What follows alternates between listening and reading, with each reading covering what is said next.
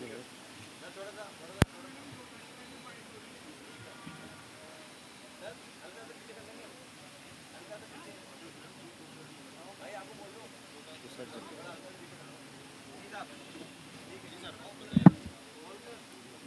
राजस्थान के मुख्यमंत्री सम्मानीय भजन लाल जी ने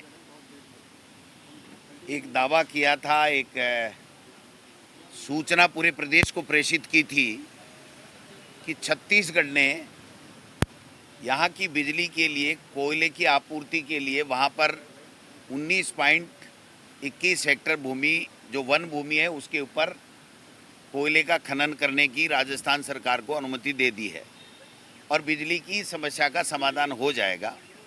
और उसके तत्काल बाद में छत्तीसगढ़ के मुख्यमंत्री के द्वारा राजस्थान के मुख्यमंत्री भजन लाल जी के इस कथन का खंडन कर दिया। इससे बड़ी हास्यास्पद और शर्मनाक और प्रदेश के हित की कोई बात हो नहीं सकती। हम बार बार कह रहे हैं कि मुख्यमंत्री जी अपने स्व विवेक से और अध्ययन करके कोई बयान नहीं दे रहे हैं। वो कोई भी व्यक्ति कुछ भी कह देता और उसके ऊपर बयान दे देते हैं। आज जो राजस्थान में बिजली की स्थिति है, मैं कह रहा हूं कि 2 घंटे भी बिजली किसानों को मिल नहीं रही है, 4 घंटे भी बिजली, ये घरेलू बिजली दे नहीं पा रहे हैं। ट्रांसफार्मर किसानों के फूके पड़े हैं, जले पड़े हैं, वो ट्रांसफार्मर फील्ड में है नहीं। इनके पास में किसी तरीके की बिजली लोगों को देने की कोई व्यवस्था है नहीं और अनर्गल बयानबाजी करके और जग हंसाई करा रहे हैं पूरे प्रदेश की। मैं समझता हूं कि मुख्यमंत्री जी को राजस्थान की विधानसभा जब चल रही है तो उनको यहां आकर के बिजली के बारे में और छत्तीसगढ़ के बारे में जो कोयले आपूर्ति के लिए उन्होंने अनुमति देने के जो वर्जन दिया है उसका यहां पर स्पष्टीकरण देना चाहिए। मुख्यमंत्री जी जिस दिन से मुख्यमंत्री बने हैं तब से, चाहे वो यमुना जल समझौता हो, चाहे पीकेसी ईआरसीपी का समझौता हो, एमओयू हो, न तो उनके बारे में किसी तरह की प्रेस को, मीडिया को बता रहे हैं, न विधानसभा को बता रहे हैं। आज जिस तरीके के हालात बने हुए हैं, 2 दिन से दोनों मुख्यमंत्री आमने सामने हैं और राजस्थान की विधानसभा चल रही है, तो माननीय सदस्यों को विधानसभा के माध्यम से प्रदेश की जनता को ये जानने का अधिकार है कि क्या छत्तीसगढ़ के मुख्यमंत्री सही बोल रहे हैं या राजस्थान के मुख्यमंत्री सही बोल रहे हैं। इसीलिए हम कहते हैं कि ये पर्ची सरकार है और पर्ची इसलिए है कि पर्ची सही आई या गलत आई, जो पर्ची दिल्ली से आ गई उसका जो पाठन इनको करना है, उनका वाचन इनको करना है। इसके अलावा अपने विवेक से कोई काम नहीं करना है। इसलिए ये बहुत ही दुर्भाग्यपूर्ण स्थितियाँ और जो नौकरियाँ अभी ये बच्चों के लिए निकाल रहे हैं, आज हमने पार्टी ने तय किया है, हमारे जो वक्ता होंगे वो पूरी बात रखेंगे। मैं संक्षेप में बताना चाहता हूं कि जो भी भर्तियां निकल रही हैं उन भर्तियों में आप एससी, एसटी, ओबीसी का जितना हक बनता है और ईडब्ल्यूएस का जितना हक बनता है वो उतने हक की वैकेंसीज में उनका आरक्षण नहीं आ रहा है। इनके वर्गों के साथ में ये कुठाराघात कर रहे हैं।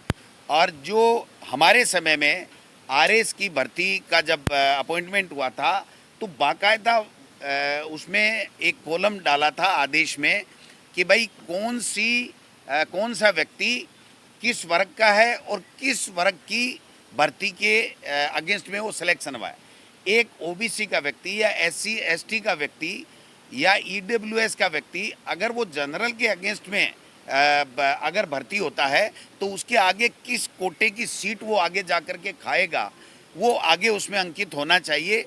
ये सुप्रीम कोर्ट का बहुत पहले से निर्णय और राज्य सरकार को इसकी पालना करनी चाहिए। हमने इसकी एक अच्छी शुरुआत कांग्रेस की सरकार के समय कराई थी, लेकिन इस सरकार ने उस व्यवस्था को वापस बंद कर दिया और आज ओबीसी, एससी, एसटी, ईडब्ल्यूएस, जो सामान्य वर्ग के जो गरीब बच्चे हैं जिनके लिए ईडब्ल्यूएस है या जो एमबीसी का आरक्षण मिला हुआ है, उनको नुकसान हो रहा है।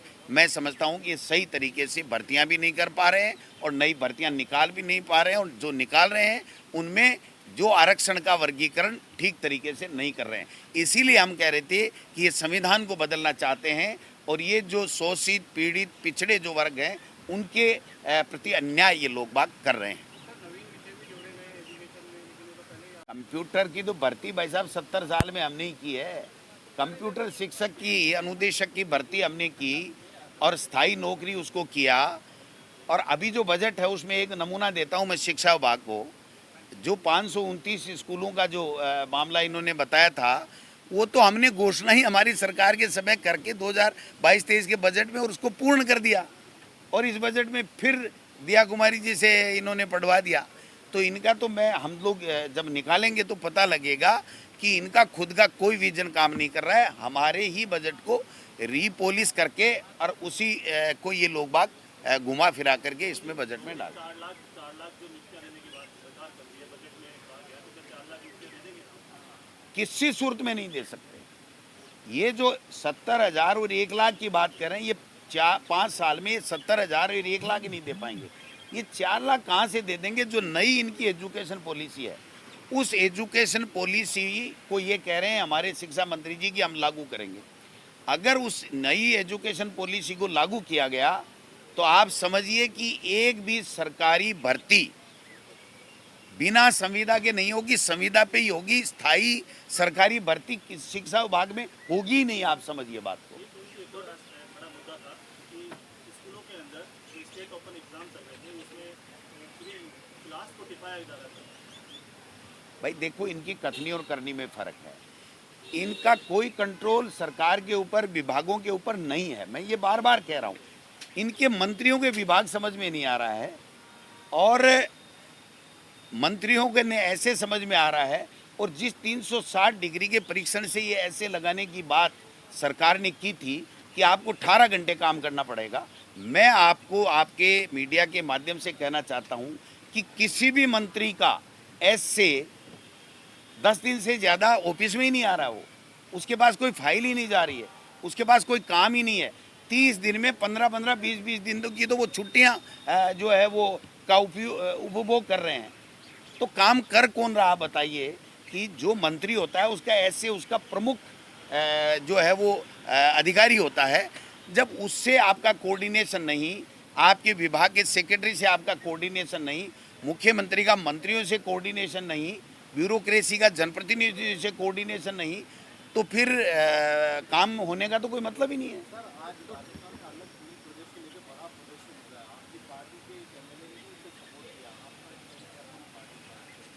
नहीं नहीं, देखिए, हम इस तरह की ये जो प्रदेश देश इस तरह की जो भी पॉलिसी है वो हमारी पार्टी हाईकमान सारी विचार विमर्श करके जो गाइडलाइन देता है उसी गाइडलाइन पे हम लोग चलते हैं।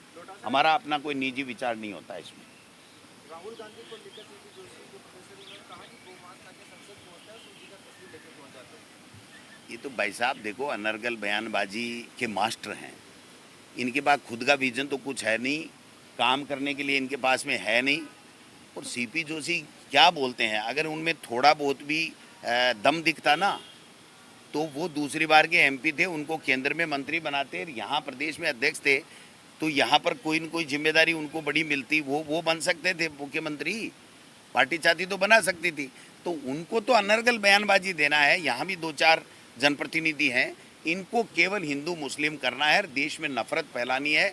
इनको देश के विकास से, लोगों के कल्याण से, जो पीड़ित शोषित हैं, गरीब हैं, उनके किसी अच्छी योजना ला करके उनका जीवन स्तर ऊपर उठाने से कोई वास्ता नहीं है इनका।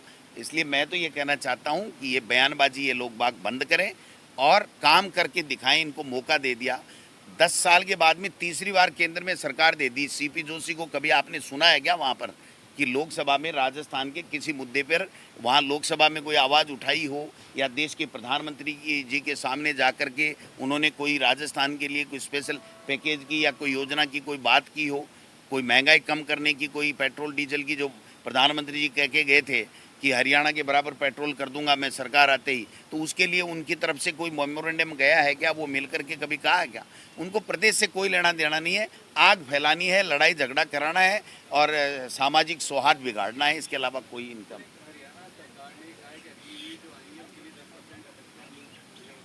देखिए, ये नए नए सगुफे छोड़ते हैं, इनकी बातों में कोई दम नहीं है।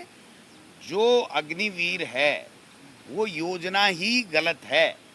अग्निपथ योजना और अग्निवीर बनाने की योजना ही गलत है। हमारी पार्टी ने क्लियर कट स्टैंड ले रखा है कि हमारी सरकार आते ही इसको बंद करेंगे।